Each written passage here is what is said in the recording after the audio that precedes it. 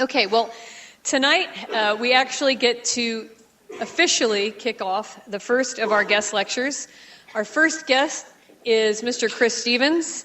Chris received his BS from Notre Dame in 1974. He was vice president of the senior class and a 4-year member of the varsity basketball team here. Chris completed the executive education program at Columbia Business School and is an angel investor in several startup companies. If you don't know what that is, I'm sure he'd be happy to answer that question, among others.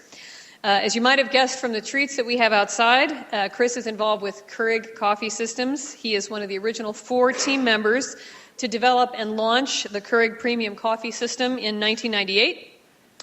Keurig is now the #1 selling coffee brewer in America, and Chris is responsible for overseeing Keurig's corporate social responsibility initiatives. Keurig and its parent company, Green Mountain Coffee Roasters, commit at least 5% of their profits to charitable and environmental needs every year. Prior to joining Keurig, Chris enjoyed more than 20 years' experience in consumer goods sales and marketing, as well as general management with consumer products companies, including Procter & Gamble and Anheuser-Busch. Kind of too bad you didn't bring those along with you tonight, right?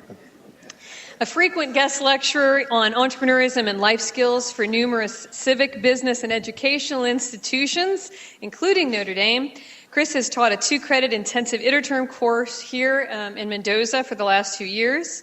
He's also a member of the board of directors of the Notre Dame Monogram Club, the Idea Entrepreneur Council at Northeastern University, a board member of the Chicago Chamber of Commerce, is on the board of trustees for arteriolateral sclerosis and active in other charitable causes. Chris is a published author. He wrote Fighting to Give, the Jimmy Culvey House story, a book that he wrote recently about a Notre Dame classmate of his who died after a courageous battle with ALS, otherwise known as Lou Gehrig's disease.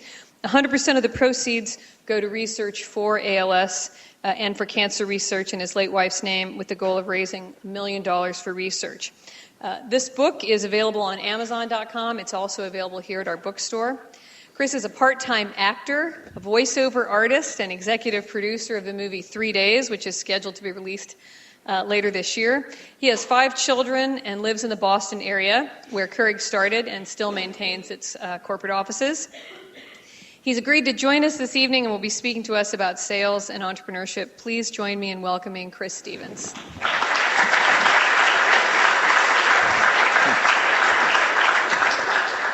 Thank you. Can you hear me? Have I got this thing on? Did I push the right button? Are we okay? All right. Wow. Back at Notre Dame. So who here wants to be an entrepreneur when they get out? Raise your hand. Okay. Who wants to own their own business? Raise your hand. Who wants to be a CEO? Raise your hand. Any finance people out there? Who wants to be a CFO? Chief Financial Officer? Got some CFO people out there? How about Vice President of Marketing, Design, Brand Strategy, stuff like that? Who wants to do that? And who wants to be a salesman? One? Okay, so, wow. Only one person wants to be a salesman. It's kind of interesting when I think about business schools. Business schools are very, very good at teaching about all the different elements of developing a business, managing a business, owning a business, how to make a business plan, marketing, finance, accounting, business ethics, leadership. All of these disciplines are absolutely critical. Let me ask you a question. What do you think is the #1 reason why businesses fail, startup businesses fail? Anybody? Business plan? What's the #1 reason why businesses fail, in your opinion? Come on, kids. There's audience participation. I start calling people in a second. Pardon? Cash flow. That can be a problem. What's another reason why businesses fail? Yes, sir. Nobody wants the product they're selling. Nobody wants the product they're selling. Too little sales. I submit to you that in business, nothing happens until somebody sells something. The greatest strategy that you can have, the best capitalized business that you can think of, the most creative new products that fill niches, nothing happens till somebody sells something. So what I want to talk about is a little bit about selling and sales management. Now, what's your vision of what a sales manager or salesperson is? Many people have the vision that it's like a Willy Loman.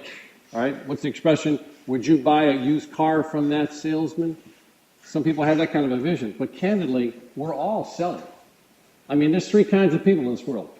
People that make things happen, people who watch things happen, and people who wonder what happened. And if you want to be an entrepreneur in this day and age, you better be able to make things happen. And I submit to you that it all starts with a dream. It all starts with a dream.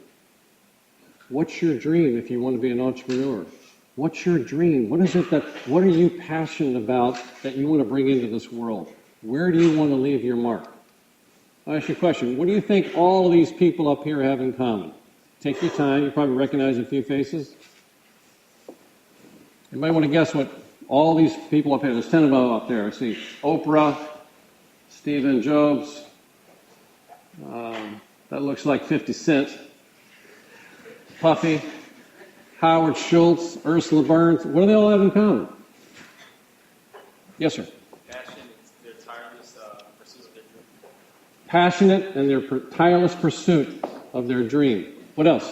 What else do you think they have in common? Yes, sir. They sold something. They sure did. They sold a lot. You know what? According to MSN.com, every single one of these 10 people was born in some pretty desperate circumstances. Circumstances I would venture to guess that not many of us were born into.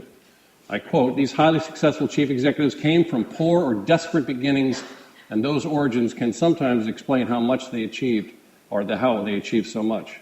They became skilled at selling their dream and selling themselves." I won't read this whole thing, but here's a story on Stephen Jobs, right? You think, okay, well, he founded Apple in '76, right? Along with Steve. And you think about, well, great product, he's got to be a brilliant guy. Well, guess what? He actually then got fired from his job as the CEO in 1985. But they brought him back 10 years later because Apple wasn't getting it done, and look where Apple is today. Where do you think he came from? He actually dropped out of Reed College in Portland, Oregon, was basically a homeless person, used to walk 7 miles to a Hare Krishna temple to be able to get a meal. All right, so Stephen Jobs knows what poverty is all about. He knows what tough times are all about. These other people, Oprah, born in Mississippi in poverty, grew up in Tennessee in poverty, got into radio, that was her passion, started broadcasting at the age of 19, the rest is history. Forbes in 2009 made her the richest African American on the planet. Sheldon Addison, son of immigrants in Boston, Dorchester area, started having to serve papers at 9 years of age to help pay for the family food and their housing.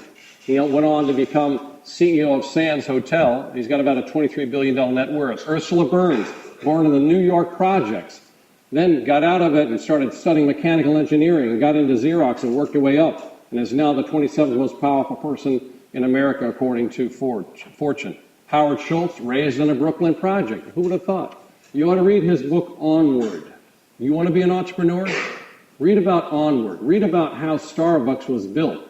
Howard Schultz basically changed the American social gathering place.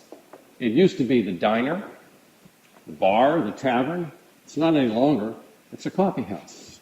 All right? And he started because he saw something and he noticed something. He noticed something when he went to Italy and saw how espresso cafes and stuff were really all about ambiance and character and charm. Well, after he left Starbucks and kind of retired, they lost that. They got into egg sandwiches and stuff, and he would walk into Starbucks and smell burning cheese and stuff, and they lost their way. Their per store comps started going down. They lost over $20 billion in market cap until Howard Schultz came back. And he's turned it around. Read his book, Onward. And the rest of there. 50 Cent, his father was shot when he was 3 years old. He was a drug dealer at the age 12. He was shot 9 times. Now he's a billionaire because he got into music and he's been able to turn his life around. So, not everybody can afford a Mendoza education, but you don't have to. If you've got commitment and vision and you know where you want to go, you can make it happen. If you have a dream. There's been a lot of really, really great people that have walked the face of this earth. They've left us words of wisdom. They've left us legacies to be able to help us understand about things. And I think dreams are at the root of it all. If your actions inspire others to dream more, learn more, do more, and become more, you are a leader. John Quincy Adams. Stand often in the company of dreamers, Marianne Rodmacher said. They believe that you can achieve impossible things. A man who has no imagination, said Muhammad Ali, has no wings. Let your heart guide you, it whispers, so listen closely. I love this. Let your dreams bind your work to your play. Let your dreams bind your work to your play. Eleanor Roosevelt, the future belongs to those of us who believe in the beauty of our dreams. Along the way, you got to have dreams, but we need each other. And the stronger and the sooner that you recognize that and reach out and partner with somebody to help you realize your dreams, probably the faster you're going to get there. No man is wise enough by himself. We make a living by what we get. We make a life by what we give. Everything that you give of yourself, you will get back twice in return. A pessimist sees the difficulty in every opportunity, said Churchill. An optimist sees the opportunity in every difficulty. I had dreams as a kid. I grew up in Washington, D.C., foster child. I don't like some of the guys and gals that you saw on the prior screen. Tough situation. Some real tough homes. And I was more interested in not getting beat every night and learning where I was going to sleep as opposed to thinking about where I was going to go in life and what my dreams would be. I eventually found sports, and sports saved my life. I had a teacher once that in 6th grade changed my life, and he didn't even know it. And when I tried to go back and thank him about 5 years later, he'd already passed away. Anyway, I played well enough to be able to come here to Notre Dame and get an education and played on a great team. We actually knocked off UCLA's 88-game winning streak, finished 26-3 and ranked number 3 in the country. But it wasn't always that way. In fact, my sophomore year when I started, we played the number 1 schedule in the country. I was playing center at 6'6", and we had started 5 sophomores, including 2 walk-on football players. We lost Indiana on national TV 94-29. We were 6-20. When we flew to Los Angeles, there was a picture on the Los Angeles Times, the front page, not the front page of the sports section, the front page of the LA Times, because we were going to play the number 1 ranked UCLA Bruins. There's a picture of an electric chair. It said, "Is this what awaits the Fighting Irish in Foley Pavilion?" So we went from the agony to our senior year to the ecstasy. So I started as a sophomore during that year. I was 6th man as a junior when we actually lost the NIT championship on a jump shot at the buzzer and finished 18-11. And I sat my senior year when we finished 26-3. You'll notice there's a directly inverse relationship between the quality of my time. People used to say, you were in the team that knocked off UCLA. Dude, I remember you from that game. Not unless you recognize the back of my head. So, you know what? So you agony, ecstasy, it's going to happen. You're going to fail at different times, okay? So the good thing is that after I got done playing ball in Belgium, we won a championship. I was done playing sports, and I had to start the real world life. And so I started selling for Procter & Gamble at $10,700 a year. I've learned a lot of lessons along the way. Part of this is going to be talking to you about sales and sales leadership, and part of this is going to be talking about lessons, because guess what, gang? You got to sell yourself every place you go. You did not get into Notre Dame just based on your grades alone. You had a presence about you. You had something that made Notre Dame believe in you as a person, that you were going to go forward and be somebody who would contribute to society and help build the legacy of this amazing institution. You sold yourself in here. I submit to you that we sell ourselves every single time we fall in love with somebody. We want them to fall in love with us. You ever sold anything on eBay? You ever bought anything on Amazon.com? You bought it because somebody's selling something. So selling is in our blood. And some of the lessons I've learned is that find a job you love and you never have to work a day in your life.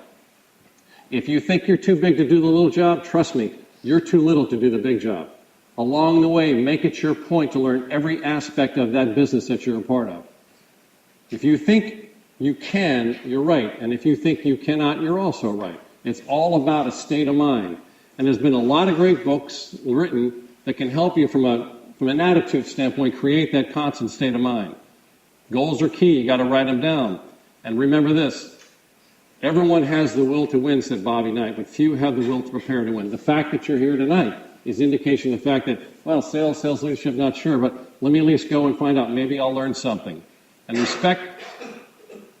respect is built up through hundreds of positive deeds and destroyed by one stupid one. I know this. If I have a bad experience with a Keurig brewer, real bad experience, and I call Keurig to get it fixed, and the customer service is bad, I've got an immediate circle of me about 250 immediate friends. You think I'm going to be recommending Keurig? And they have a circle of them, each of them about 250 friends, okay? So respect is built up through hundreds of positive deeds and destroyed by one stupid one. I try to learn from anybody I can. Buddha, be careful what you think, your thoughts become your words. Be careful what you say, your words become your values. And be careful what you value, your values become your actions. And I would add, be careful what you do, your actions become your reputation. I think there's a lot of us who can point right now to some very successful athletes, actors, actresses, business people, politicians that chose to make decisions that have compromised their integrity. Integrity retained is invaluable. Trust me, integrity once lost is doggone near irretrievable. So, we were born of a dream and a vision. There were 4 of us in a watch factory in Waltham, Massachusetts, in a loft with a dream. We wanted to change the coffee world. We thought, why do we brew coffee a pot at a time when we drink it a cup at a time? That doesn't make much sense. People get free coffee in the office, but yet they're leaving the office, going down 5 flights of stairs, going across the street to the Starbucks or the Dunkin' Donuts, paying $1.50, $1.75 because they want freshness, variety, and convenience. So we thought, well, if we can bring that to them in the office, maybe we got something here. So we kind of pursued a strategy of coffee house taste by the cup. We had to get financed. We had to have a good strategy. We had a long-term vision. We had to know what our capital needs were. We had to know what our tactics were going to be to make this happen. We ended up going out and selling a coffee brewer to offices in New York City, and I started with 12 brewers on Martin Luther King Day 13 years ago, with selling a cup of coffee in the office at 5 times per cup versus what the office manager was paying away. And when we got done doing the demo, they thought they were getting a bargain. So we had to we changed the way that people think about coffee because we offered something that was a benefit. If you've got an idea or a strategy or a product that you want to launch or you want to introduce, it better fill a need or a void in a high volume category, and you better be able to have a very, very clear point of difference. Otherwise, why would people buy you? So, I talk about vision. If you don't know where you're going, it really doesn't matter much where you end up. And if you don't know where you're going, how are you going to know you arrive when you get there? This is our vision statement. I'm not going to read it to you, but it starts with our whole thing is a Keurig on every counter and a beverage for every occasion. So we're working all kinds of. We first started with coffee, Green Mountain Coffee, then we got more different kinds of coffee, Tully's Coffee, Gloria Jean's Coffee, Timothy's Coffee. We've gotten into tea, so we've got Bigelow, we've got Twinings, we've got Celestial Tea, then we got into hot cocoa. Now we got hot apple cider. So if there's something, our technology is getting to be such that we're going to be able to offer whatever we think we can make in that brewer to make it something that that consumer uses all the time. That's what we're pursuing. And we want to be a leader in maximizing shareholder value, but we also want to give back. Laura talked about the fact that we get 5% of all of our profits towards corporate social responsibility initiatives. That's in good times and in bad times. We just celebrated our 30-year anniversary, our parent company, Green Mountain Coffee Roasters. Giving back has got to be part of your DNA. Today's consumer cares about the products. They care about the company in terms of how do they make their products, sustainability. What type of philanthropic and benevolence do they have? I love Starbucks because Starbucks gives back. Patagonia, Tom's Shoes. You can think of some great examples out there. So you're going to have difficulties along the way. I love what this lady said, Dolly Parton. She said to enjoy the beauty of a rainbow, sometimes you got to put up a little bit of rain. It's going to storm. You're going to have setbacks. You're going to have difficulties. But you know what? That's life. In sales, you're going to hear no a lot more often than you're going to hear yes. When the buyer says no, that's when the sale begins. The buyer always said yes, you wouldn't be selling, you'd just be taking orders. And trust me, it doesn't work that way. So, no again doesn't mean no, I don't want to buy from you. No means you haven't given me enough information to say yes. No is an opportunity to have a dialogue. So I think in terms of your plans, looking long term, those are important. But remember, when tough times happen, anybody can hold the sea when the sea is calm, or hold the helm when the sea is calm. So what's that got to do with selling, Chris? Brings me back to selling. Entrepreneurs, you've got to sell yourself, your ideas, and your plan. You're constantly selling when you need to develop a business. You also need to sell your spouse or significant other. You better be able to sell your investors, your stakeholders. You better be able to sell customers, retailers that you want them to carry your product. The consumers, what's your point of difference? And if you're not the salesperson in the relationship within your company, and that's not maybe your specific skill, you sure better recruit somebody who is. Recruit partners with complementary skills to you. Don't recruit carbon copies.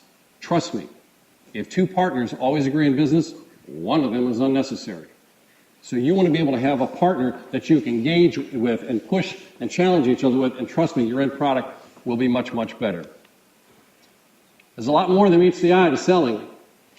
You have to learn the art of selling, handling objections, communication, talking, listening, improving your communication skills, cold calling. Cold calling is a fact. It's simple math. Cold calling is simple math. Whatever business you get, you've seen all those movies like, the cold calling people in the sweat boxes, cold calling. You get the calls yourselves and people trying to sell you on investments, insurance, etc. They understand the word no. But if you learn the great skills of cold calling, you can really improve your bottom line in your company. Sales training, compensation, the whole compensation structure for a sales organization. As your company grows, you better have the right compensation in place. I remember George Foreman. Remember George Foreman, the great heavyweight champion? Who can tell me a product that he endorsed? George Foreman Grill. Whatever. Sultan had the contract with him. So they did this contract with George Foreman, and they gave him a percent of the gross sales as opposed to the profit. And he ended up making something like $200 million, and Sultan went bankrupt. You better be square in terms of what your compensation structure is, else you end up in a very, very bad place. And maintaining customer intimacy, and I want to talk about that. I don't care what business you're in. I don't care what your position is, whether you're the CFO, the marketing director, the sales manager, the salesperson, or the CEO, you better be focused on customer intimacy. I know with short notice, there was this Harvard Business Review article. Anybody have a chance to read this called Manage Oneself? Anybody? Give me something that you learned out of that. Anybody? Back of the room so we can hear you. Redskins, talk to me. What'd you learn from it? Anybody? Anybody? Yes? You have to align yourself with the company's values in order to be happy. You have to align yourself with your company's values in order to be happy. Yep. What else? Yes? Being aware of your strengths. Being aware of your strengths and weaknesses. And who can talk about what are a couple of the strengths that they point out? What are one type of people? Talkers. Another type of people? Listeners. Another type of people? Readers, writers, etc. So he talked about going through, Peter Drucker, a process that he uses to try to be able to assess who he is. And he used some great examples with President Eisenhower as one in terms of what type of a person he was. So what's really important is as you go forward, who are you? What's your strength? Not just what's your passion. It's one thing to have a passion. It's another thing to have the ability to be able to act on that passion. And if you don't have a particular strength, you might be able to learn some parts of it, but you may have to say, you know what, I don't have that. I need to let that go. I need to build on my strengths while I partner with somebody who's got those other skills that I lack. So, I think questions to ponder. What are your dreams? What are your strengths? What's your passion? What are you trained to do? What have you focused on in terms of school? What do you try to do to get better at? How much money do you need to make when you graduate? How much money do you want to make? I've got a whole chart that talks about in terms of rent, insurance, health insurance, etc. Basically, to afford an apartment, $800 a month, and a car payment of maybe $200 a month, you better be able to make about $58,000 a year, or you're really going to be struggling, and that's not a lot of beer money on weekends either. So if you think about it when you get out of here, you need to be prepared to be able to go after those kind of jobs that are going to help you achieve your goals if they're financial. Will you be ready when your shift come in? I'm using Keurig as an example because I kind of know it intimately. When we started this thing, the original guy had a design of the brewer. Great idea. That's what got me wild about it. They kind of recruited me. I did a market plan pro bono because I thought it was a very cool idea. And so the venture capital said, hey, why don't you come on and help us launch this thing, lead this thing? I was like, I don't do startups. I run big companies. And no, come on. I said, well, I always wanted to build something from scratch. So I said, okay. When I got there, the packaging line didn't work and the brewer didn't work. Great concept, great design, but the logistics of what that entrepreneur had, he couldn't bring to life. That's what happens a lot of times. A lot of times people have ideas, but they can't bring them to life. That's why you got to recruit people who've got the ability to bring things to life. So we actually had to totally redesign it. We almost went down under a couple of different times. We had a supplier issue where a supplier changed the spec on the lid stock of the K-Cup portion back. They never told us about it. Also, we were getting all these non-punctures. We had to go around in New York and Boston and change needles out of brewers that almost broke us. We launched our first consumer brewer in 2004 at $249, and we didn't make any money until 2005. So, what does that tell you? I was at that for 7 years. We were losing money. But we had investors and a financial structure where we knew where we were going to go. We felt that the reward at the end of the line was going to pay that out. So you better have financial backers who understand what your plan is, and your contingency plan better have in there that it's going to be a lot more expensive than you possibly could imagine. Green Mountain Coffee Roasters bought us in 2006 for 160 times earnings. People thought they were totally nuts. But they were our largest roaster at the time, and it made sense from a partnership standpoint. Since then, Green Mountain's bought up all the other licensing partners we did business with. And Fortune actually just this morning named us as, for the second year in a row, the number 2 growth company publicly traded on Wall Street at 2010, 2011, because our sales are growing. 2.3 billion last year, 70% growth rate, $150 million. I'm not using that as a brag. That's my resume. I'm using it to say, when you have explosive growth, are you able to handle it? Do you have a 5-year plan? Do you have all the contingencies in place that when your ship comes in, that you can deliver it? How many times have you seen products go south because people get on hold, they can't handle the business, things break, they start compromising on quality? Schlitz beer, great beer that made Milwaukee famous. I remember back when I was a kid, young adult, and we were, Schlitz tasted great. All of a sudden it started tasting tinny. It was the number 1 beer in America. It just didn't taste right. Well, what did they do? Demand was so strong, they had not planned for it from a capacity standpoint, so they changed the formula to shorten the brew cycle so they could make it faster. And the quality came out of the quality. Schlitz, I don't even think it exists anymore. So never compromise on quality.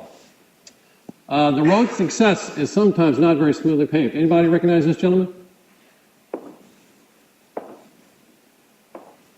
If you want to be in sales, this is the guy you want to get to know about. His name is Joe Girard. Joe Girard didn't come up the easy way. Born in the Detroit area, his father beat him regularly. Tough situation, Sicilian family. Started a paper out at the age of 11, kicked out of high school, arrested for breaking and entering with 16, kicked out of the Army, declared bankruptcy. He owed $60,000 when he started a business. Somebody stiffed him on it. He had started a family, could not feed his family at the age of 35. He finally got on with a Chevy dealership, a car dealership, got fired, but then finally convinced the Chevy dealership in Detroit to hire him. At the age of 35, he had learned enough in life to know from his mistakes, and he totally turned his life around. He became the number 1 big-ticket salesperson according to the Guinness Book of World Records. He sold 13,001 Chevy cars and trucks, 1 car and truck at a time. Not fleet sales, not wholesale sales. He did it through customer intimacy. Joe Girard could sell. But the people that he sold didn't feel like they were being sold. They felt like they were family. He would get up every morning about 4 o'clock in the morning and write handwritten cards to customers, prospects, people who had bought from him, people's kids that he found out about who were graduating from high school, Ramadan, Easter, Halloween, birthdays, anniversaries. People got a piece of creative mail from Joe Girard at least once a month. So that's at least 12 pieces of mail. He never really had to advertise or anything. People just kept coming to him. He averaged 6 new car sales a day, and one day he sold 21 cars in one day. So Joe Girard, he's written some great books, and if you want to talk about, again, customer intimacy, you can read his book. So I actually kind of designed a course or something that maybe someday I'll have a chance to be able to teach. I call it Sales and Sales Leadership for the Entrepreneur.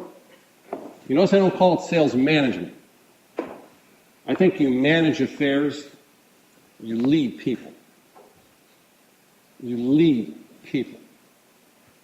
People don't want to be managed. People don't want to be micromanaged. People want to be inspired. They want to be trained. They want to be provided with an environment where they can become as good as they can be. They want to contribute. They want to be part of the process. So the strategy is to do a deep dive into the whole philosophy of selling the key elements, making the sale, keeping the sale, and building a world-class sales organization. How many times have you heard about the best salesperson being hired to become the sales manager or sales leader, but doesn't succeed? Different skill sets sometimes required there. So sometimes it's important that you understand that you need training and development programs for your top salespeople that you want to be able to move and lead your other organizations as you grow. We have 71 job openings right now on Keurig.com. We actually just filled one with Laura Walbeck, who graduated from here about 2-3 years ago, Notre Dame grad, and she starts in our whole logistics area in 2 weeks. So we got 71 job openings. We have over 1,000 job openings at GMCR GreenMountainCoffeeRoasters.com. Now, a lot of those are engineering and packaging specific, okay, but we've got marketing needs and sales needs, et cetera. So if you know anybody's interested in Keurig, check out our website. The tactics, we will read about the best, we will study the best, and we will interact. Role play as buyers, role play as sellers, so that you understand how many times you want to sell something to somebody, and you want to sell them real bad, but you haven't taken any time to understand if you're fulfilling their need. Selling is a two-way conversation. The sales process has got to be about fact gathering, about understanding what the needs are before you try to fulfill it with something that you want to sell. When I get calls all the time on the phone from brokers, etc., I keep them on the line for as long as I feel like they engage me and that they ask smart questions and that they're trying to really understand what my needs are as opposed to selling me that insurance policy or that new brokerage deal. The desired outcome is going to be to help you live your dream. So one of these days, I hope to have a chance to do that. I've seen a lot in life in this journey. As Laura mentioned, I've got 5 wonderful kids.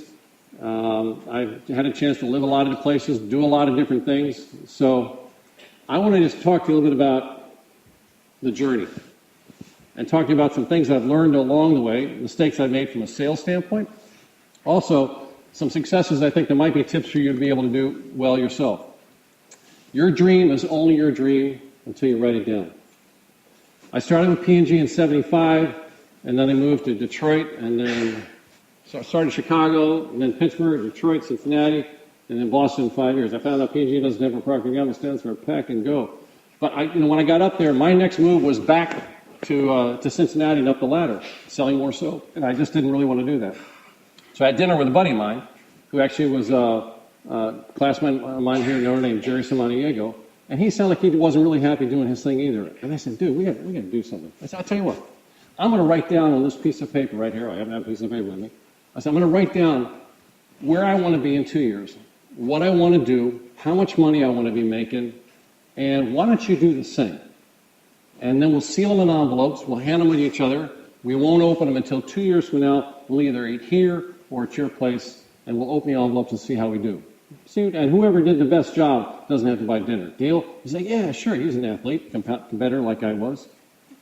I will tell you, I was galvanized from that day on for 2 years. I was not going to lose to Jerry Samaniego. Sometimes we try to do it all on our own. What do you think about partnering up with somebody as you think about your career search, as you think about what you want to do? Challenge each other. Push each other. How many courses are you taking this semester? 19 credits. Any? 19 credits? How many courses are you taking? Josh? 12 credits. How many else? How many courses are you taking? 15 credits. All right, so you measure things in terms of credits here. That's the language in Notre Dame. So I submit to you, I think you need to add a course to your curriculum this semester and next semester and dedicate the time necessary to be successful. And that course is on your career.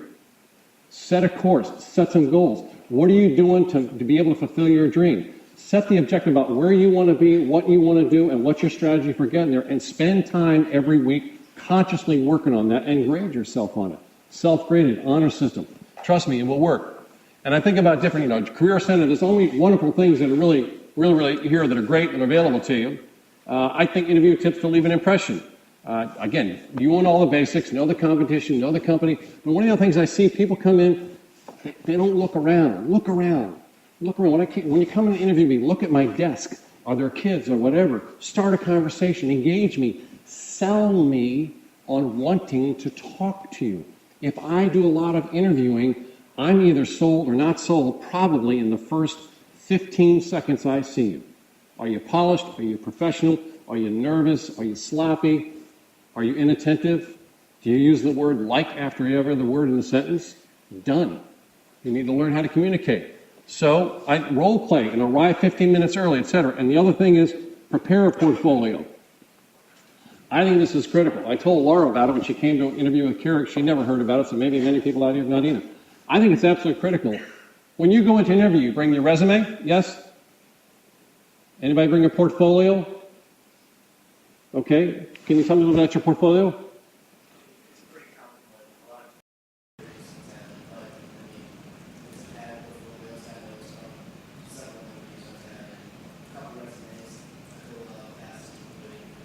Okay.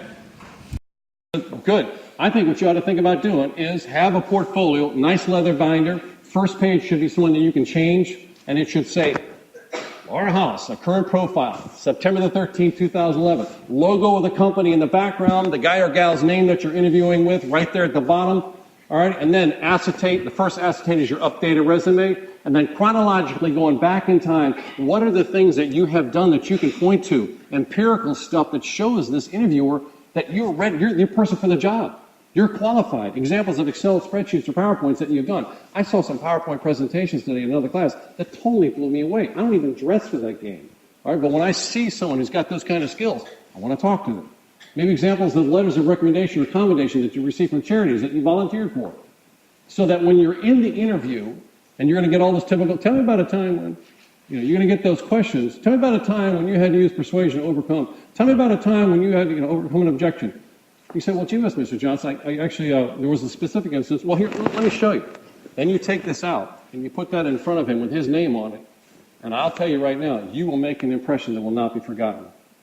When you leave that room, he's either going to say, Tom, I just talked to somebody you've got to talk to. Or he's going to say, do you have a chance to stay for another couple of hours? There's a couple people want you to meet. Trust me, it's selling. You're selling yourself. And as opposed to sitting there talking about it, show them. Show them. A picture says it tells 1,000 words. Trust me, it really does.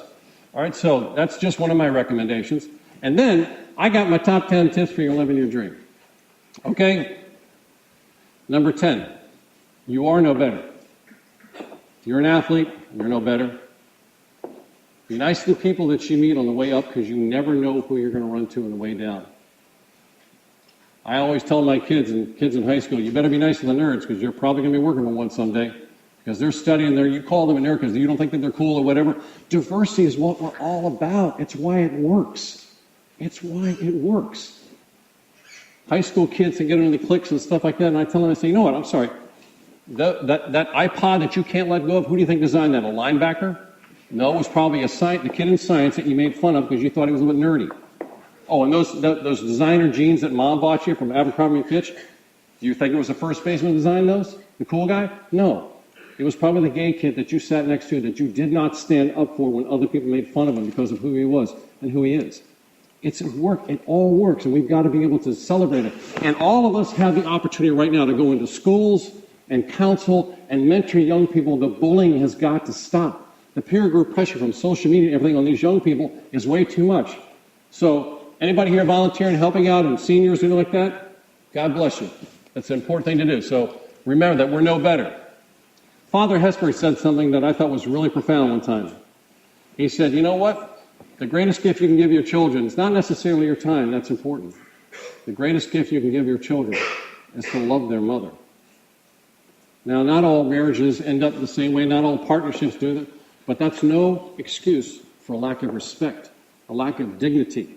Think about sometimes how when you engage with your partner, when times get tough and you're tired and you say things that you shouldn't say.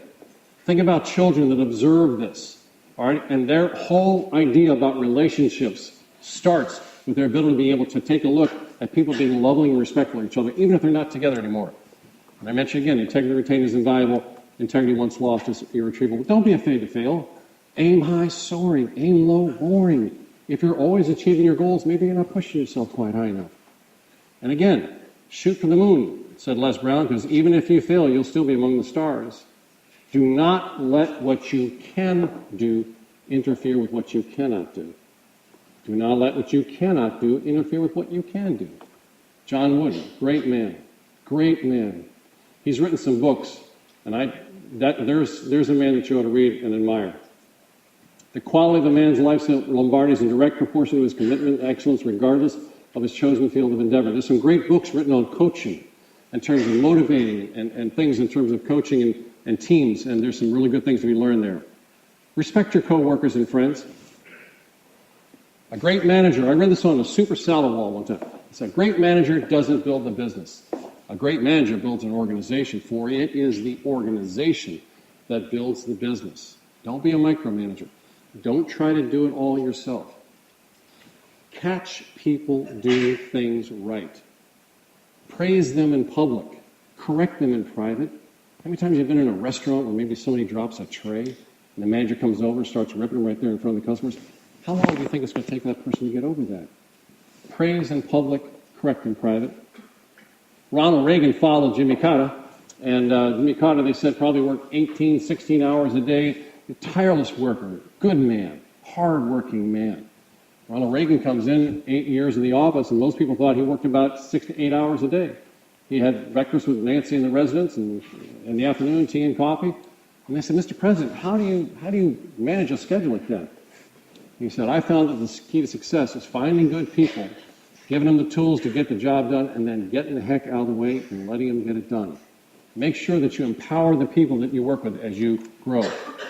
Never stop learning. Kennedy said, leadership and learning are indispensable to each other. Do athletes stop training just because they become pros, or do cooks stop inventing new recipes? Our journey through life has got to be a constant journey of self-discovery. I love languages.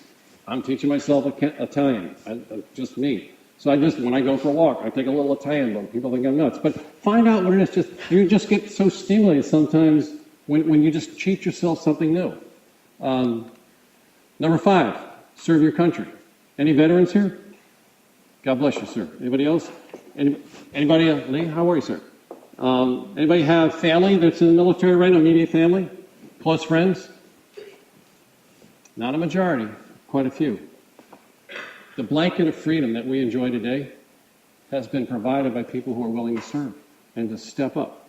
I'm very blessed. One of my sons, Connor, was in the Marine Corps. He came home after my wife passed away, and he was a freshman at UMass Amherst, and he just finished his freshman year. And he said, Dad, our country's at war. I've decided there's a lot of kids that have to go in the military because they don't have any other way to get out of their life or circumstances, but I'm going to take one of their places. I'm going to enlist in the Marine Corps, serve my country for 4 years, and when I get out, the GI Bill will pay for my education. And then all that money that you saved up for me, I get it, right? And so he did that. And so Connor went into the Marines, and a friend of his, Jake Murphy, went to West Point. And when Connor was getting out of the Marines after doing 2 tours of Iraq, and he got hit in the leg, he has a disability check for the rest of his life. Jake was just going in as a first lieutenant into Afghanistan, and we just got word 30 days ago that he stepped on an IED and both of his legs were blown off. The blanket of freedom that we have today has been provided by those who've been willing to step up to Al-Qaeda, to the Nazis, to communism. All right? I'm reminded of something, when you're a father or a parent or whatever, it was somebody who's in the military in harm's way, you always concerned about that knock on the door, that phone call. And I'm always reminded of one of my favorite movies, Saving Private Ryan. Ever see it? Remember at the beginning of the movie, the secretaries kind of noticed that there are not 1, not 2, but 3 Ryan brothers who've been killed in action. So they kind of come to the captain, who comes to the colonel, who comes to the 1-star general. And they finally bring it to General Marshall, head of the European Theater, and they say, General Marshall, the policy now is, after the Sullivan brothers, is that when there's one more sibling out there, we take him out of the theater and send him home to his family. There's been 3 brothers killed. And he parachuted into the 101st Airborne, and we got no idea where he's at. So we're never going to be able to find him, but we want to let you at least know about it so you're aware. He said, no, we're going to find him. He said, no, General, you understand. We have no idea. They're all over Normandy. He said, we're going to find that boy, and we're going to bring him home. He said, I want to read you something. Remember, he reaches back and he pulls out a letter. He said, I want to read you something. He said, I have been shown in the files of the War Department a letter from the Adjutant General of Massachusetts that you are the mother of 5 sons who died gloriously on the field of battle.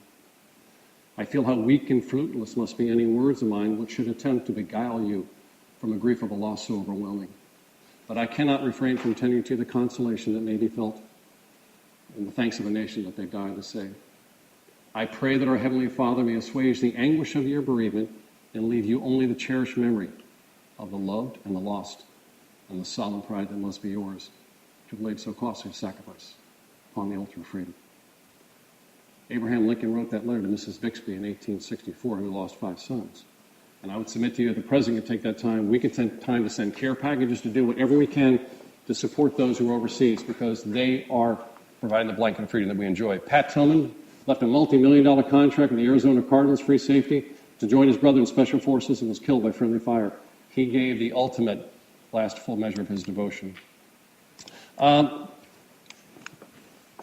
Business is like golf. It's your follow-through that counts. So in the business world, if you're not following through, I can't tell you how many times I've seen situations where someone sold me, and then I never heard back from it. I got to call them after I agreed to buy something for you. Write stuff down, check it regularly.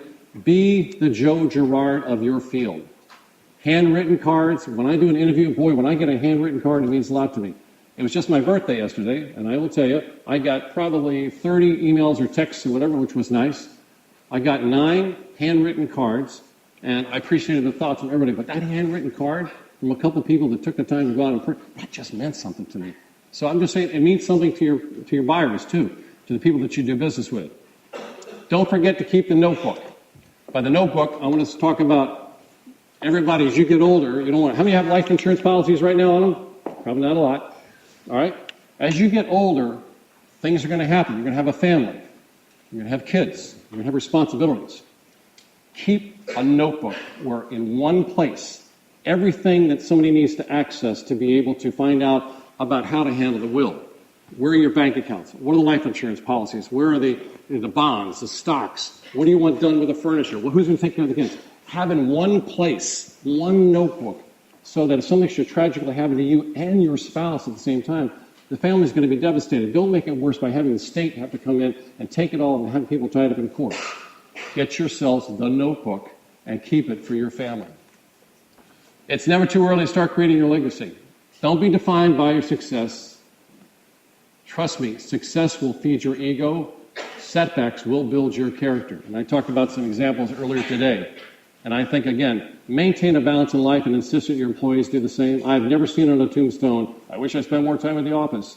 All right? Make sure that your employees are able to coach Little League and do those things. And make sure that you do too.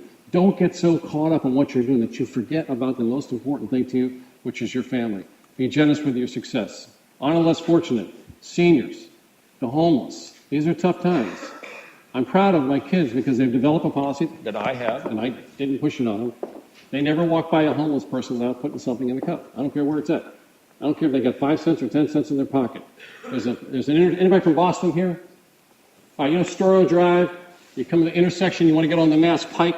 There's Doubletree Hotel, right? That exit ramp there.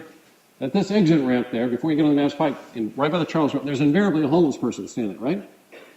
And I watch people. They roll up the windows. They tap the windshield, trying to make sure that, okay, please, green, turn green. Why not get out of your car? Pull a $5 bill out of your pocket. Go up to him and say, sir, what's your name?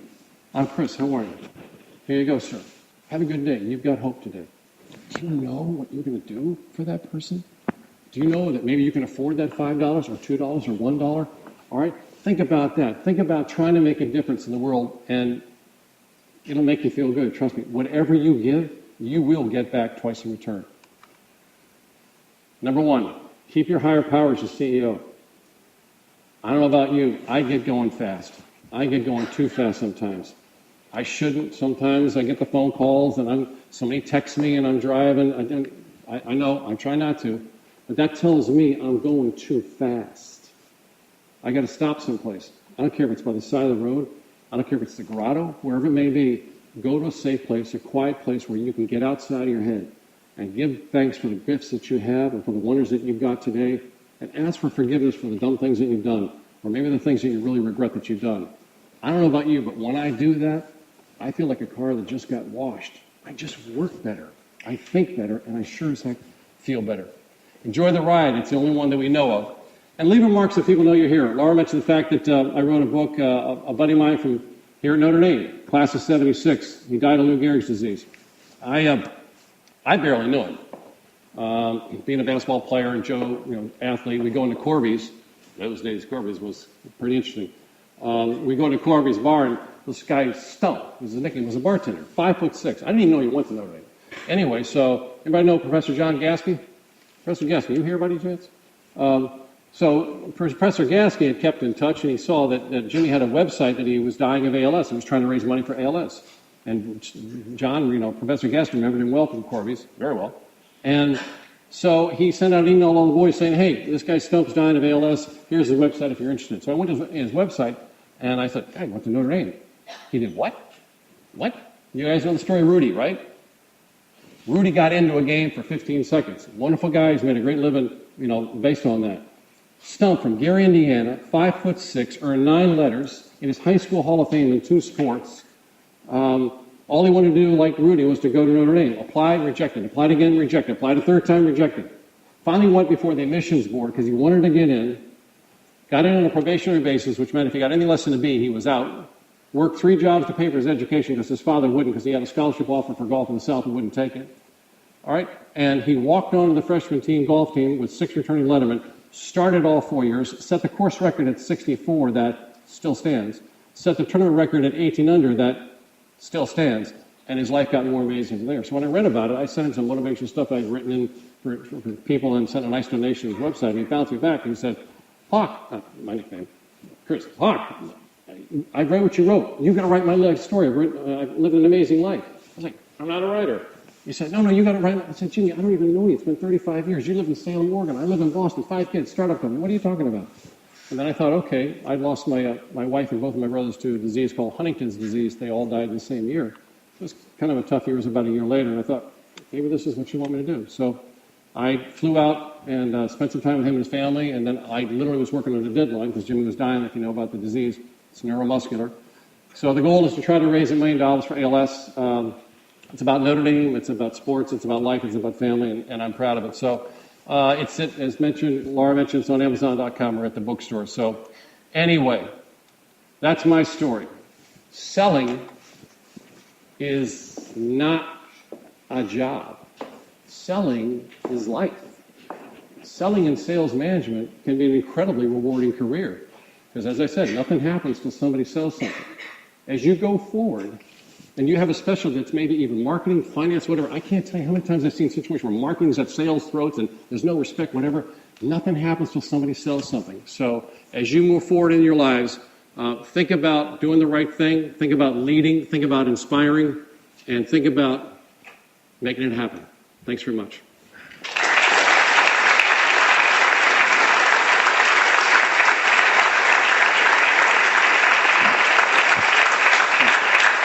I've got a few minutes if anybody's got any questions about anything, businesses, organizations, anything. Cool. Since we don't have mics for everybody else, Chris, if you would just repeat the question, that'd be great. Anybody? No, I'm the only thing holding you between here and Legends. You're all invited to Legends for, you're on scholarship with the coffee man tonight for about the next hour if you want to have a beverage right after this. Anybody? Any questions? Yes, sir.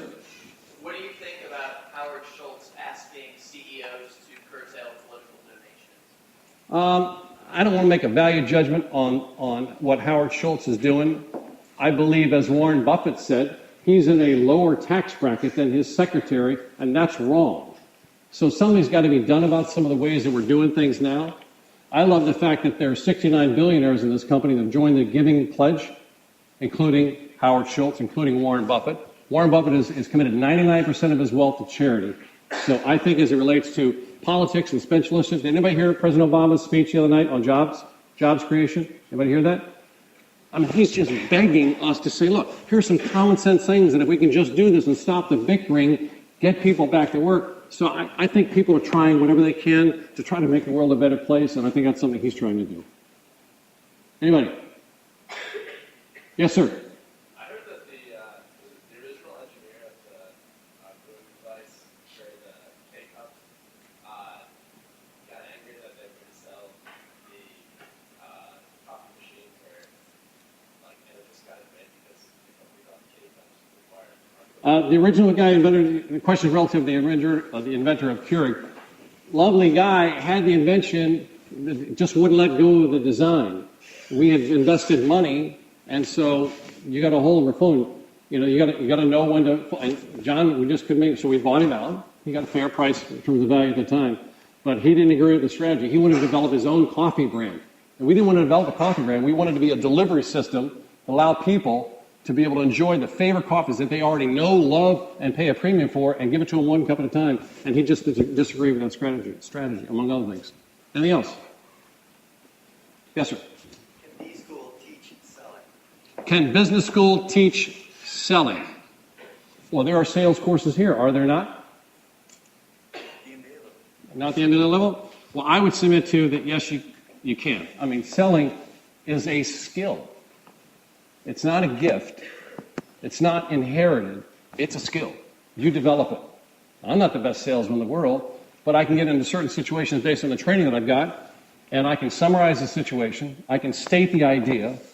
I can explain how it works. I can reinforce the key benefits, and I can suggest an easy next step that's going to get me probably the sale a lot more often than other people that are not skilled in that area.